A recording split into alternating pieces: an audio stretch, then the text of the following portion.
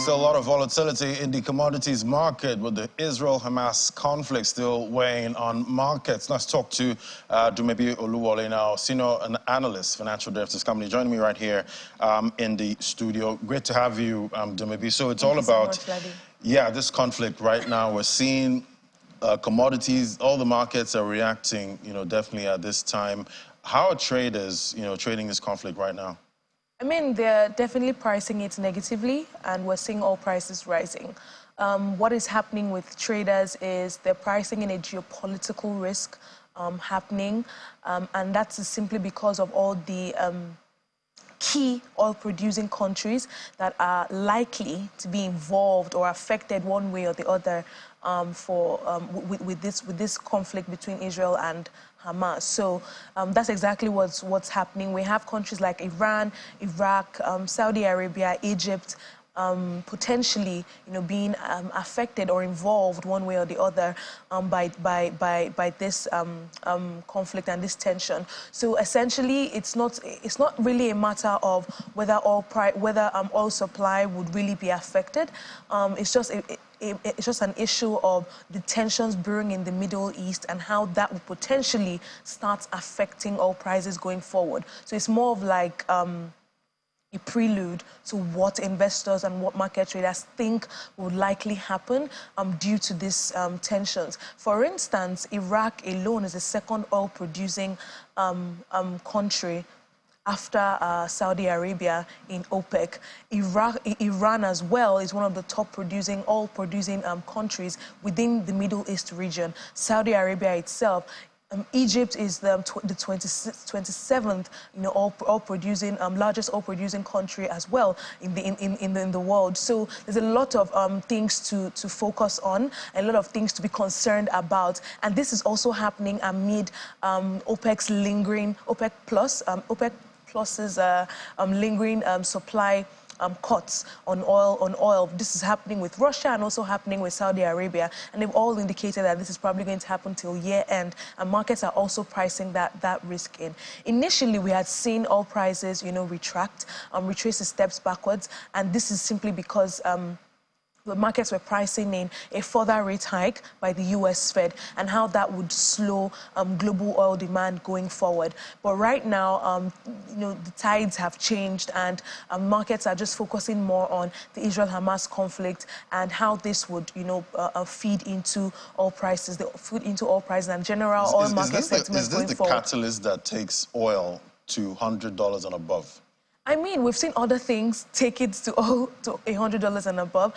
When the Russia and Ukraine war initially started, we saw this happen. So there are chances that this could happen, and simply because before now, just based off of the lingering supply cuts from OPEC Plus, as Saudi Arabia and Russia, we had seen oil prices touch $96 per barrel. So now with this conflict arising, exacerbating already, existing tensions with supply, existing concerns with supply, oil prices could definitely, touch that $100 per barrel benchmark. But do we still have a scenario where prices are not really affected that much, with this conflict? With this, I mean, the chances of that is pretty much less than 50%, just simply because of the countries involved and how crucial they are to the oil market.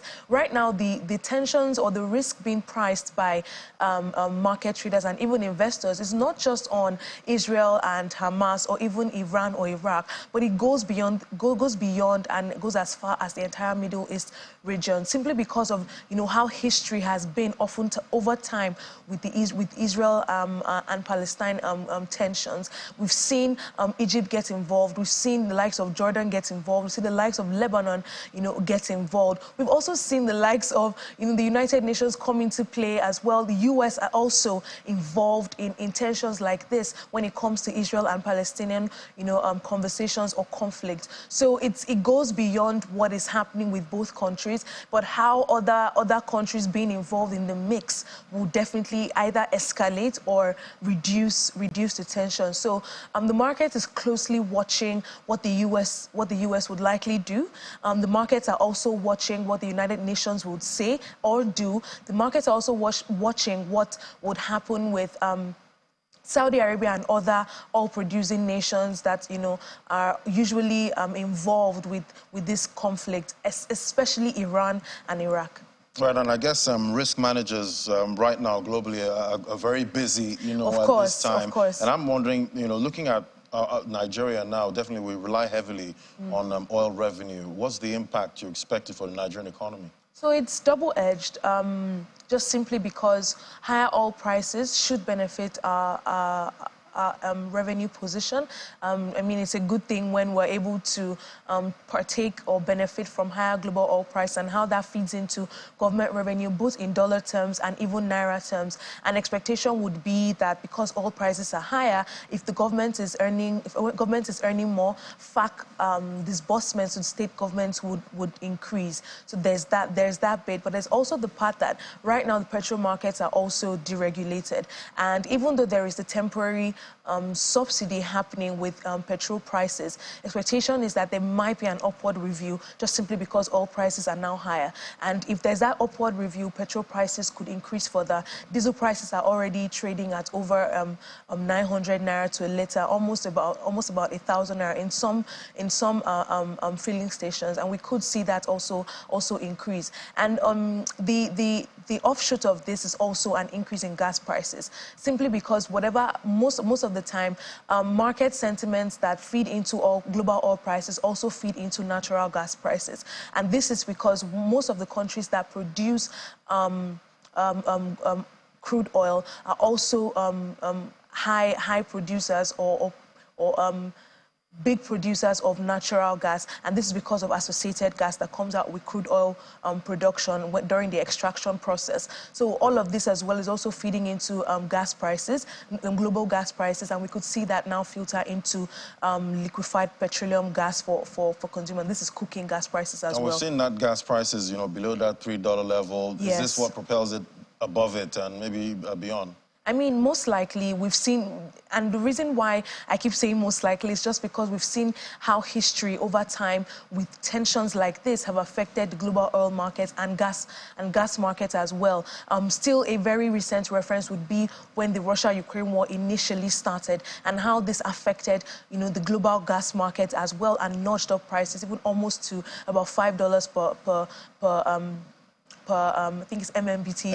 MMBTU, yes. So we saw that happen, and this might just be something that would nudge global gas prices about between $4 MMBTU to about $5, and definitely that would feed into our importation costs and also into domestic cooking gas prices. Definitely, commodity traders are very busy at this time. Talk to me about the grains market. What's happening there? I mean, grains markets are still being fueled by sentiments around the Black Sea deal with Russia and Ukraine. The issue now is, Russia is pulling back, or has pulled back from that deal, and was seeing grain prices actually fluctuate.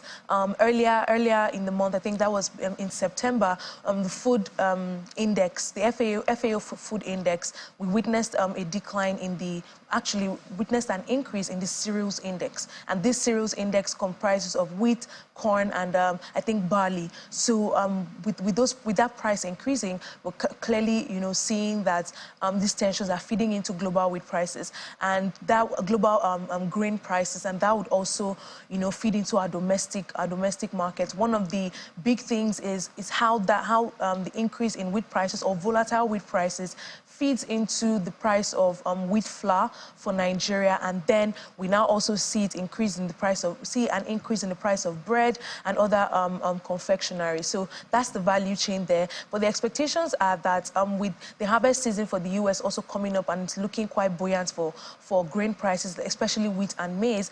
This is by the report. Per the report of the USDA, and there are also reports that Canada's grain output would also increase, and as well as Argentina. So with all of these expectations, we could see prices stabilize to an extent, and but the pass-through effects between that and domestic flour prices or pasta prices or wheat prices might be a bit slow, simply because food prices are always sticky downwards. So once prices are up, the chances of them falling falling quickly is very, very low. So that's one of the things that would likely see happen. That price stickiness just taking effect. You know, consumers really hate that, you know, because prices just go up, boom, and coming down. It's always very difficult. Too slow, too slow. Thank you so much, Dumebi Oluwole, Senior Analyst, Financial Derivatives Company. Thank you. Thank you for having me. All right, take a moment now.